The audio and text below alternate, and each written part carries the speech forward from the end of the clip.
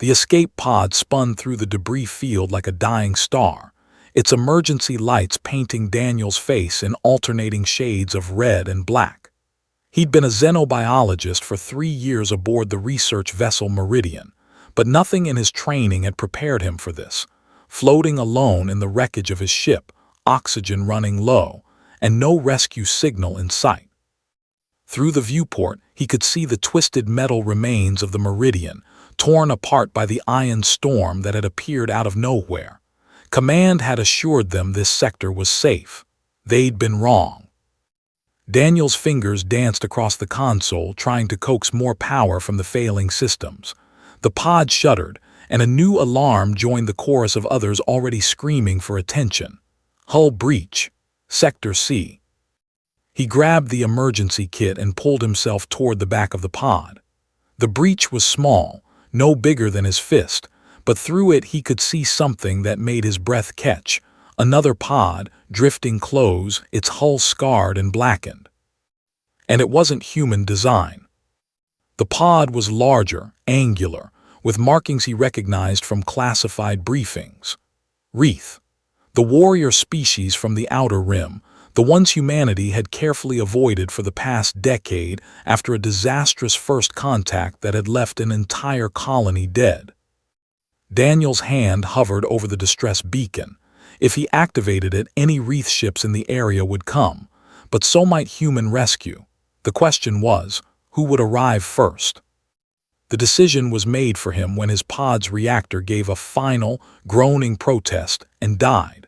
Life support would last maybe 20 minutes. With trembling hands, Daniel activated the beacon. 15 minutes later, a massive Wreath cruiser emerged from the darkness, its hull bristling with weapons that could vaporize his pod in an instant. Daniel watched it approach, his heart hammering against his ribs. This was how he died, alone in the void, killed by the species he'd studied only through sanitized reports and blurry surveillance footage. A docking tube extended from the cruiser, latching onto his pod with surprising gentleness. The airlock cycled, and Daniel found himself staring at 3 Wreath warriors.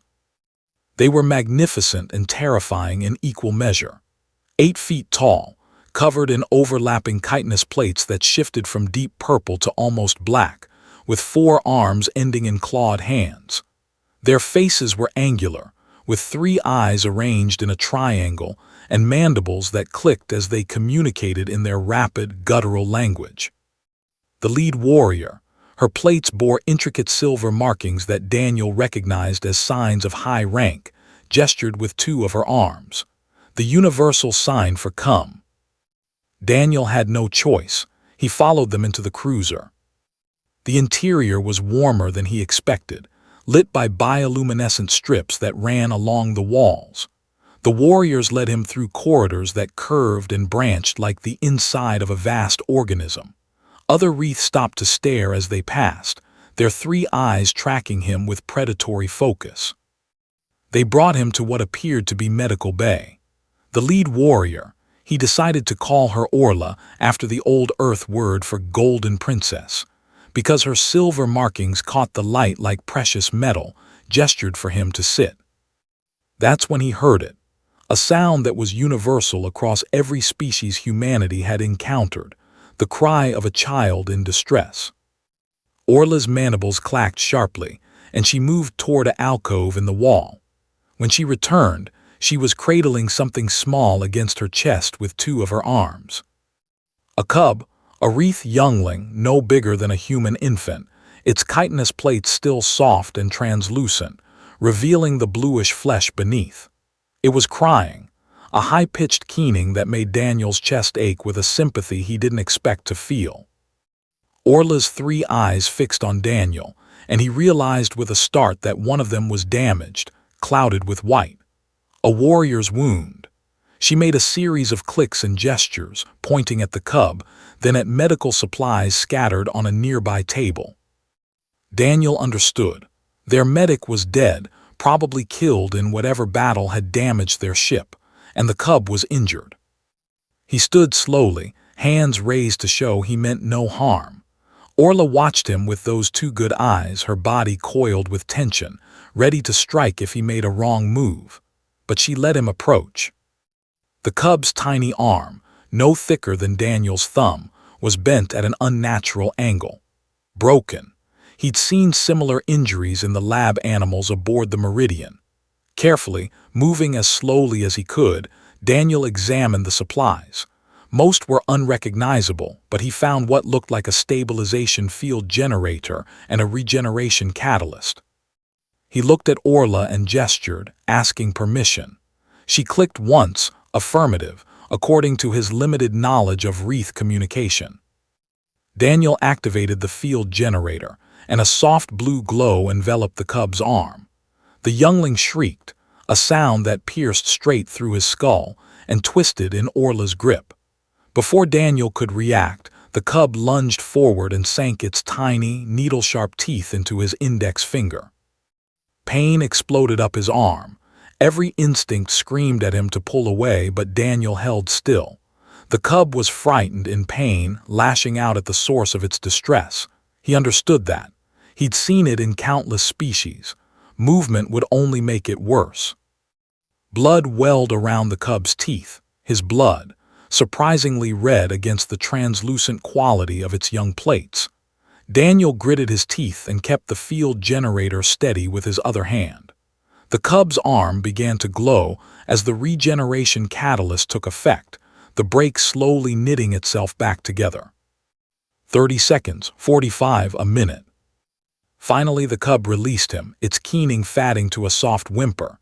Its arm was healed, the bones straight and true. Daniel pulled his hand back, cradling the injured finger. Blood dripped onto the floor in slow, lazy drops. It hurt like hell, and he'd probably need anti-infection treatments, assuming the wreath didn't just kill him now that the cub was treated.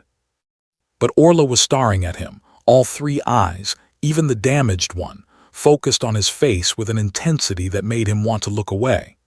Slowly, she handed the cub to another warrior who had entered the bay.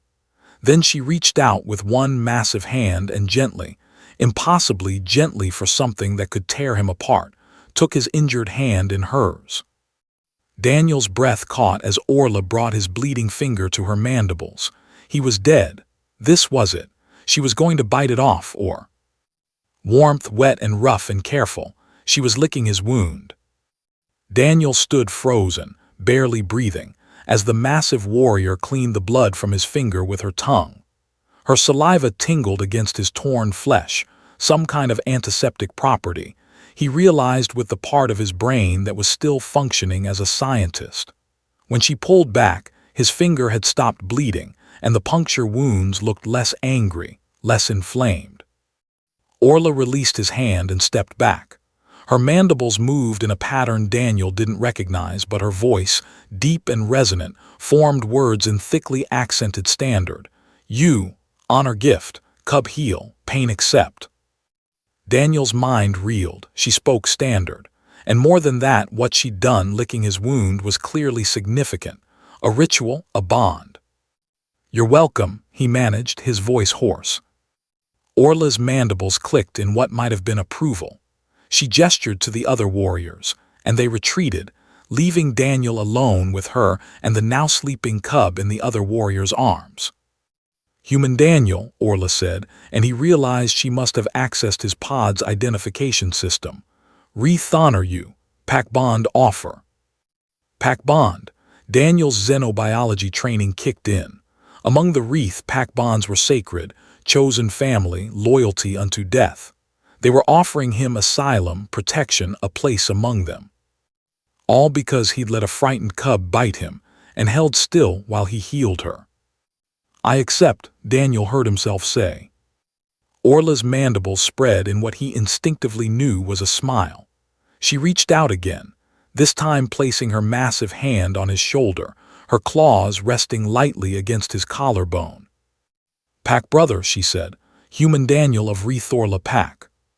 Through the viewport behind her, Daniel could see the debris field where the Meridian had died, where his old life had ended.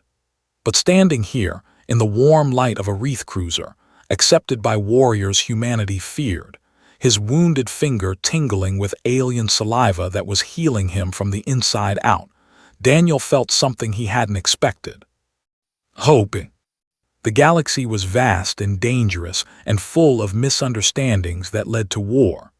But it was also full of moments like this, bridges built across impossible divides, bonds formed in the space between fear and trust. Orla clicked something to the other warriors, and they moved to lead Daniel deeper into the ship. He followed, pack brother to a warrior mother, uncle to a cub who had marked him with her teeth. He followed, and for the first time since the meridian had fallen, Daniel smiled. I hope you enjoy this sci-fi story. It explores themes of first contact, overcoming fear and prejudice, and finding family in unexpected places.